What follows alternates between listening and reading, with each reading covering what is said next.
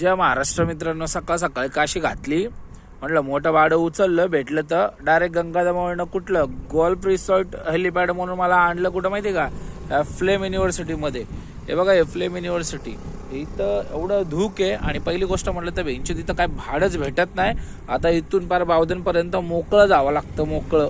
हा, पण इथं थंडी एवढी आहे, वातावरण एकदम झकास आहे, झकास मस्त.